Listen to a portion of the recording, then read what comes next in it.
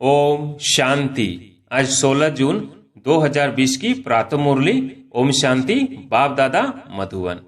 पहले सुनते हैं मुरली के कुछ मुख्य पॉइंट्स। बाबा पूछते हैं, आत्म अभिमानी हो रहते हो? आत्म अभिमानी होंगे तो बाप की याद आएगी। अगर देह अभिमानी होंगे तो लौकिक संबंधी याद आएंगे। फिर बाबा ने कहा, पहला पहला शब्द यह याद करो कि हम आत्मा हैं, न कि शरीर। हमारा रूहानी बाबा हमको पढ़ाते हैं। जो पुराने भक्त हैं, जिन्होंने बहुत भक्ति की हुई है, उनकी बुद्धि में तो ज्ञान की सब बातें बैठ जाती हैं। फिर आगे बाबा ने कहा, भक्ति कम की होगी तो बुद्धि में कम बैठेगा। तुम हो सबसे जास्ती पुराने भक्त। बाप तुम्हें पढ़ा रहे हैं मनुष्य देवता बनाने के लिए। स्वर्ग के मालिक बनने को बृहस्पति की दशा कहा जाता है। फिर बाबा ने कहा, गीता में भी है भगवानुवाच, काम महाशत्रु है। पढ़ते भी हैं परंतु विकार को जीतते थोड़े ही हैं। जिन बच्चों का योग यथार्थ है, उनकी सर्व कर्मेंद्रियां योग बल से बस में होगी। योग में पूरा रहने से कर्मेंद्रियां शीतल हो जाती है। अब मुरली सुनते हैं विस्तार से। मीठे बच्चे, तुम्हारा पहला पहला शब्द अर्थात पाठ है, मैं आत्मा हूं, शरीर नहीं। आत्म अभिमानी होकर रहो तो बाप की याद रहेगी। प्रश्न, तुम बच्चों के पास कौन सा गुप्त खजाना है जो मनुष्यों के पास नहीं है? उत्तर, तुम्हें भगवान बाप पढ़ाते हैं। उस पढ़ाई की खुशी का गुप्त खजाना तुम्हारे पास है। तुम जानते हो, हम जो पढ़ रहे हैं भविष्य अमर लोक के लिए, न कि इस मृत्यु लोक के लिए। बाप कहते हैं, सवेरे सवेरे उठकर घूमो फिरो, सिर्फ पहला पहला पाठ याद करो तो खुशी का खजाना जमा होता जाएगा। ओम शांति। बाप बच्चों से पूछते हैं, बच्चे आत्म अभिमानी हो बैठे हो, अपने को आत्मा समझ बैठे हो।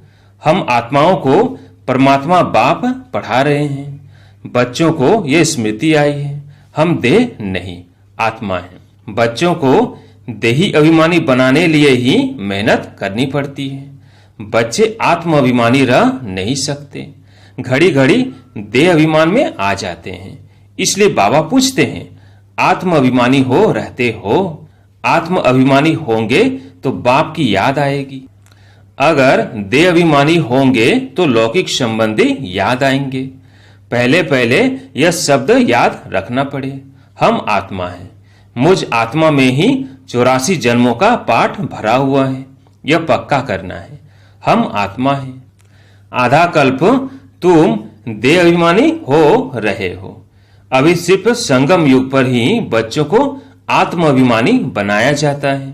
अपने को देह समझने से बाप याद नहीं आएगा। इसलिए पहले पहले यह शब्द अर्थात पाठ पक्का कर लो। हम आत्मा बेहद बाप के बच्चे हैं। देह के बाप को याद करना कभी सिखलाया नहीं जाता है। अब बाप कहते हैं, मुझ पारलौकिक बाप को याद करो, आत्म अभिमानी बनो। देह अभिमानी बनने से देह के संबंध याद आएंगे। अपने को आत्मा समझ और बाप को याद करो, यही मेहनत है। यह कौन समझा रहे हैं? हम आत्माओं का बाप, जिनको सब याद करते हैं। बाबा आओ, आकर इस दुख से लिबरेट करो। बच्चे जानते हैं, इस पढ़ाई से हम भविष्य के लिए ऊंच पद पाते हैं। अभी तुम पुरुषोत्तम संगम युग पर हो। इस मृत्यु लोक में अब बिल्कुल रहना नहीं है। यह हमारी पढ़ाई है ही भविष्य 21 जन्म लिए। हम सतयुग अमर लोक के लिए पढ़ रहे हैं। अमर बाबा हमको ज्ञान सुना रहे हैं। तो यहाँ जब बैठते हो, पहले पहले अपने को आत्मा समझ बाप की याद में रहना है, तो विकर्म विनाश होंगे। हम अभी संगम युग पर हैं। बाबा हमको पुरुषोत्तम बना रहे हैं। कहते हैं, मुझे याद करो तो तुम पुरुषोत्तम बन जाएंगे। मैं आया हूं मनुष्य देवता बनाने। सतयुग में तुम देवता थे। अभी जानते हो कैसे सीढ़ी उतरे हैं। हमारी आत्मा में 84 जन्मों का पाठ नूंधा हुआ है। दुनिया में कोई नहीं जानते। वह भक्ति मार्ग अलग है, यह ज्ञान मार्ग अलग है। जिन आत्माओं को बाप पढ़ाते हैं वह जाने, और न जाने कोई। यह है गुप्त खजाना भविष्य के लिए। तुम पढ़ते ही हो अमर लोक के लिए, न कि इस मृत्यु लोक के लिए। अब बाप कहते हैं सवेरे उठकर घूमो फिरो, पहला पहला शब्द यह याद करो कि हम आत्मा हैं न कि शरीर। हमारा रूहानी बाबा हमको पढ़ाते हैं यह दुख की दुनिया अब बदलनी है। सतयुग है सुख की दुनिया, बुद्धि में सारा ज्ञान है। यह है रूहानी स्पिरिचुअल नॉलेज। बाप ज्ञान का सागर स्पिरिचुअल फादर है, वह है देही का बाप। बाकी तो सभी देह के ही संबंधी हैं। अब देह के संबंध तोड़ एक से जोड़ना है। गाते भी है मेरा तो एक दूसरा न कोई। हम एक बाप को ही याद करते हैं, देह को भी याद नहीं करते। यह पुरानी देह तो छोड़नी है, यह भी तुमको ज्ञान मिलता है। यह शरीर कैसे छोड़ना है, याद करते करते शरीर छोड़ देना है। इसलिए बाबा कहते हैं देही अभिमानी बनो, अपने अंदर घोटते रहो। बाप बीज और झाड़ को याद करना है। शास्त्रों में यह कल्प वृक्ष का वृतांत है, यह भी बच्चे जानते हैं। हमको ज्ञान सागर बाप पढ़ाते हैं, कोई मनुष्य नहीं पढ़ाते हैं। यह पक्का कर लेना है, पढ़ना तो है ना। सतयुग में भी देहधारी पढ़ाते हैं, यह देहधारी नहीं है। यह कहते हैं मैं पुरानी देह का आधार ले तुमको पढ़ाता हूं। कल्प कल्प मैं तुमको ऐसे पढ़ाता हूं, फिर कल्प बाद भी ऐसे पढ़ाऊंगा। अब मुझे याद करो तो तुम्हारे विकर्म विनाश होंगे। मैं ही पतित पावन हूं, मुझे ही सर्वशक्तिमान कहते हैं। परंतु माया भी कम नहीं है, वो भी शक्तिमान है। कहां से गिराया है अब याद आता है ना। 84 के चक्र का भी गायन है। यह मनुष्यों की ही बात है। बहुत पूछते हैं जानवरों का क्या होगा। अरे यहाँ जानवर की बात नहीं, बाप भी बच्चों से बात करते हैं। बाहर वाले तो बाप को जानते ही नहीं, तो वो क्या बात करेंगे। कोई कहेंगे हम बाबा से मिलने चाहते हैं, अब जानते कुछ भी नहीं। बैठकर उल्टे सुल्टे प्रश्न करेंगे। 7 दिन का कोर्स करने के बाद भी पूरा कुछ समझते नहीं है कि हमारा बेहद का बाप है। जो पुराने भक्त हैं, जिन्होंने बहुत भक्ति की हुई है, उनकी बुद्धि में तो ज्ञान की सब बातें बैठ जाती हैं। भक्ति कम की होगी तो बुद्धि में कम बैठेगा। तुम हो सबसे जास्ती पुराने भक्त। गाया भी जाता है भगवान भक्ति का फल देने के लिए आते हैं, परंतु किसको ये थोड़ी ही पता है ज्ञान मार्ग और भक्ति मार्ग बिल्कुल ही अलग है। सारी दुनिया है भक्ति मार्ग। कोटों में कोई आकर यह पढ़ते हैं। समझानी तो बहुत मीठी है। 84 जन्मों का चक्र भी मनुष्य ही जानेंगे ना। तुम आगे कुछ नहीं जानते थे, शिव को भी नहीं जानते थे। शिव के मंदिर कितने ढेर हैं। शिव की पूजा करते, जल डालते, शिवाय नमः करते। क्यों पूजते हैं कुछ पता नहीं। लक्ष्मी नारायण की पूजा क्यों करते, वो कहाँ गए कुछ पता नहीं। भारतवासी ही हैं जो अपने पूज्य को बिल्कुल जानते नहीं। क्रिश्चियन जानते हैं क्राइस्ट फलाने संवत में आया, आकर स्थापना की। शिव बाबा को कोई भी नहीं जानते। पतित पावन भी शिव को ही कहते हैं, वही ऊंचते ऊंच है ना। उनकी सबसे जास्ती सेवा करते हैं। सर्व का सदगति दाता है। तुमको देखो कैसे पढ़ाते हैं। बाप को बुलाते भी हैं कि आकर पावन बनाओ। मंदिर में कितनी पूजा करते हैं, कितनी धूमधाम, कितना खर्चा करते हैं। श्रीनाथ के मंदिर में, जगन्नाथ के मंदिर में जाकर देखो, है तो एक ही। जगन्नाथ के पास चावल का हांडा चढ़ाते हैं, श्रीनाथ पर तो बहुत माल बनाते हैं। फर्क क्यों होता है, कारण चाहिए ना। श्रीनाथ को भी काला, जगन्नाथ को भी काला कर देते हैं। कारण तो कुछ भी नहीं समझते। जगन्नाथ लक्ष्मी नारायण को ही कहते हैं या राधे कृष्ण को कहेंगे। राधे कृष्ण लक्ष्मी नारायण का संबंध क्या है, यह भी कोई नहीं जानते हैं। अभी तुम बच्चों को मालूम पड़ा है कि हम पूज्य देवता थे, फिर पुजारी बने हैं, चक्र लगाया। अभी फिर देवता बनने के लिए हम पढ़ते हैं।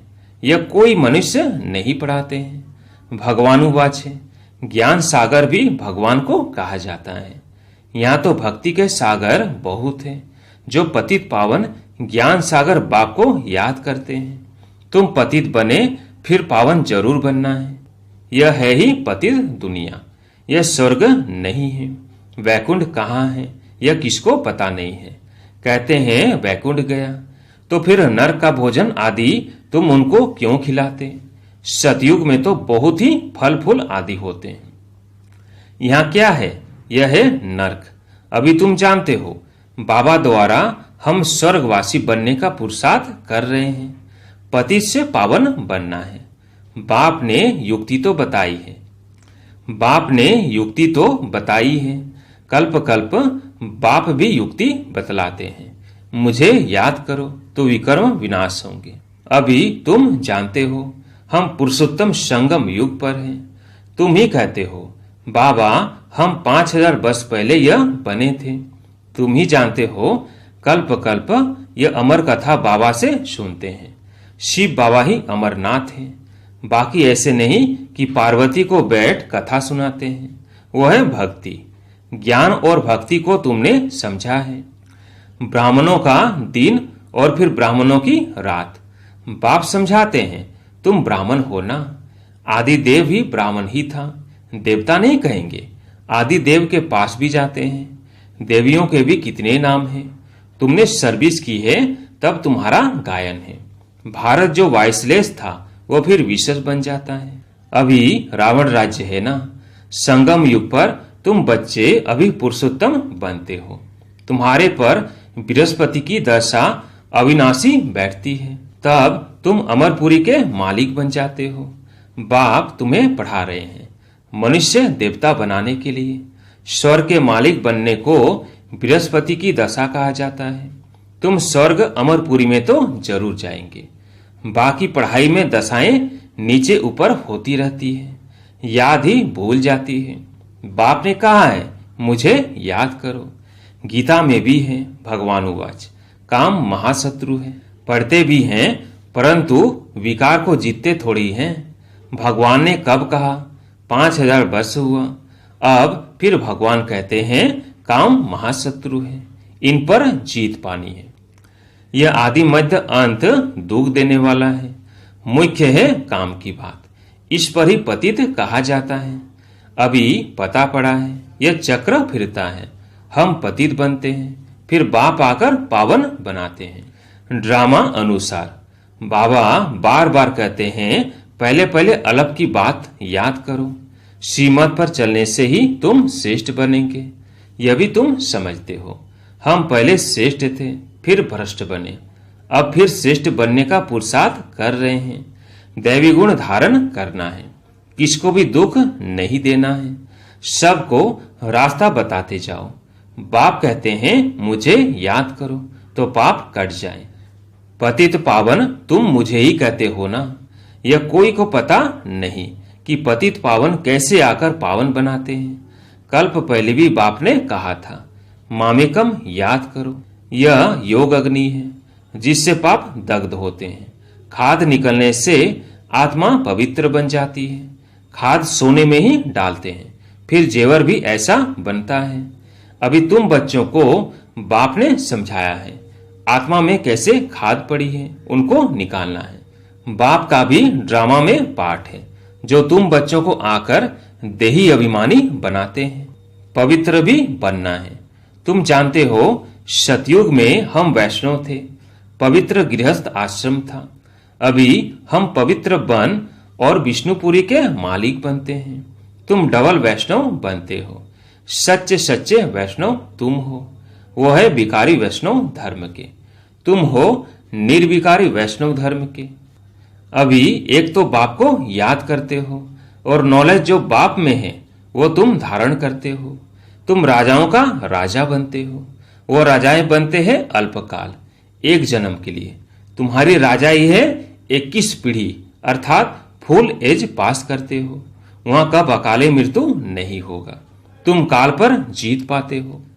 समय जब होता है तो समझते हो अब यह पुरानी खाल छोड़ नई लेनी है। तुमको साक्षात्कार होगा। खुशी के बाजे बजते रहते हैं। तमोप्रधान शरीर को छोड़ सतोप्रधान शरीर लेना, यह तो खुशी की बात है। वहां 150 वर्ष आयु एवरेज रहती है। यहाँ तो अकाले मृत्यु होती रहती है, क्योंकि भोगी है। जिन बच्चों का योग यथार्थ है, उनकी सर्व कर्मेंद्रियां योग बल से बस में होंगी। योग में पूरा रहने से कर्मेंद्रियां शीतल हो जाती हैं। सतयुग में तुमको कोई भी कर्मेंद्रियां धोखा नहीं देती हैं। कभी ऐसे नहीं कहेंगे कि कर्मेंद्रियां बस में नहीं है। तुम बहुत ऊंच से ऊंच पद पाते हो। इनको कहा जाता है बृहस्पति की अविनाशी दशा। वृक्षपति मनुष्य सृष्टि का बीज रूप है बाप। बीज है ऊपर में, उनको याद भी ऊपर में करते हैं। आत्मा बाप को याद करती है। तुम बच्चे जानते हो, बेहद का बाप हमको पढ़ाते हैं। वो आते ही एक बार है अमर कथा सुनाने। अमर कथा कहो, सत्यनारायण की कथा कहो। उस कथा का भी अर्थ नहीं समझते हैं। सत्यनारायण की कथा से नर से नारायण बनते हैं। अमर कथा से तुम अमर बनते हो। बाबा हर एक बात क्लियर कर समझाते हैं। अच्छा, मीठे मीठे सिकिलधे बच्चों प्रति माता पिता बाप दादा का याद प्यार और गुड मॉर्निंग। रूहानी बाप की रूहानी बच्चों को नमस्ते। हम रूहानी बच्चों की रूहानी बाप दादा को याद प्यार गुड मॉर्निंग नमस्ते नमस्ते। धारणा के लिए मुख्य सार। पहला, योग बल से अपनी सर्व कर्मेंद्रियों को वश में करना है। एक वृक्षपति बाप की याद में रहना है। सच्चा वैष्णव अर्थात पवित्र बनना है।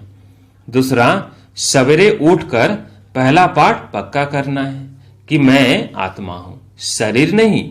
हमारा रूहानी बाबा हमको पढ़ाते हैं। यह दुख की दुनिया अब बदलनी है। ऐसे बुद्धि में सारा ज्ञान सिमरण होता रहे। आज प्यारे मीठे बाबा का वरदान है, स्वयं के प्रति इच्छा मात्रम अविद्या बन, बाप समान अखंड दानी परोपकारी भव। स्वयं के प्रति इच्छा मात्रम अविद्या बन, बाप समान अखंड दानी परोपकारी भव। जैसे ब्रह्मा बाप ने स्वयं का समय भी सेवा में दिया, स्वयं निर्माण बन बच्चों को मान दिया, काम के नाम की प्राप्ति का भी त्याग किया, नाम मान शान सब में परोपकारी बने, अपना त्याग कर दूसरों का नाम किया, स्वयं को सदा सेवाधारी रखा, बच्चों को मालिक बनाया, स्वयं का सुख बच्चों के सुख में समझा। ऐसे बाप समान इच्छा मात्रम अविद्या अर्थात मस्त फकीर बन अखंड दानी परोपकारी बनो, तो विश्व कल्याण के कार्य में तीव्र गति आ जाएगी। केस और किस्से समाप्त हो जाएंगे। स्लोगन, ज्ञान गुण और धारणा में सिंधु बनो, स्मृति में बिंदु बनो। अच्छा, ओम शांति।